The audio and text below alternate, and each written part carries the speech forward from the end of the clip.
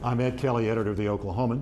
With me from Washington are Chris Casteel, Washington bureau chief for the Oklahoman, and Mark Green, national editorial writer for the Oklahoman.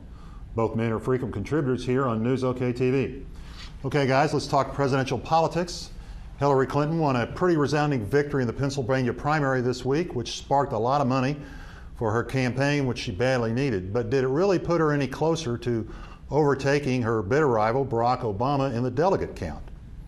Well, no, Ed, not really. I think, as you say, she won a resounding victory there, but the way the Democrats do their pledged delegates on a proportional basis, she only won about 10 more delegates than Senator Obama out of, I think, close to 150 or more that were at stake. And that's the way the Democrats do it. They don't have winner-take-all primaries like a lot of the Republican ones were.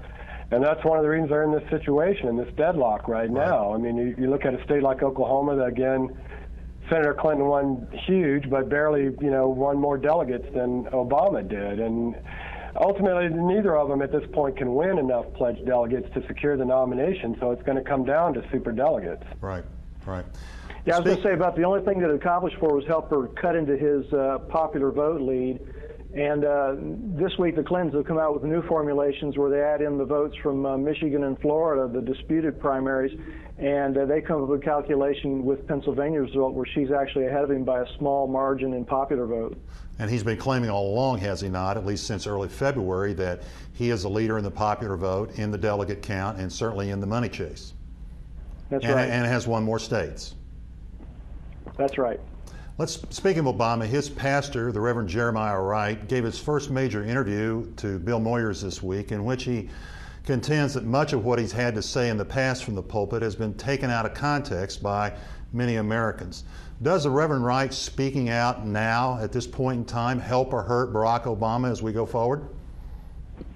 I think it depends on really how he comes off in the interview.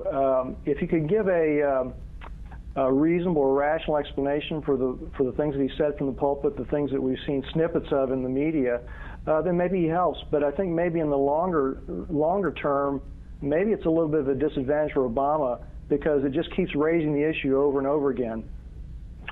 Probably at this point now, it doesn't matter what the Reverend says himself, since what's going to be used are the clips that are already out there. In fact, the North Carolina Republican Party announced this week that it's going to be running an ad in advance of their primaries there, featuring some of those clips from the Reverend Wright. And even though Senator McCain, the presumptive Republican nominee, and the chairman of the Republican National Committee said they don't want that to run, the state party is going to do it anyway. And that's not uncommon in politics, where the candidate can, like McCain, can take the high ground and somebody else can do the so-called dirty work.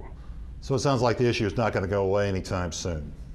Probably not. Probably not. You spoke of John McCain, Chris. This week he took a tour of what he calls forgotten America, including in New Orleans, where he criticized the Bush administration for its response to Hurricane Katrina back in 2005. Is there any risk for John McCain in criticizing the hierarchy of the Republican Party? I don't think so, Ed. There was a column in the Wall Street Journal this past week by Peggy Noonan emphasizing how unpopular President Bush is, even in places like Lubbock, Texas. And so I think that McCain has made a reasonable and a wise calculation that he's not going to be hurt by trying to contrast himself with the Bush administration. Clearly, Senator McCain probably not worried about a lot of Republicans voting for either Obama or Clinton at this point. The people he needs to reach are independent voters, Democrats, right. Although I'm not sure that anybody would be too offended about criticizing the administration's response on Katrina. Okay. Thanks, guys.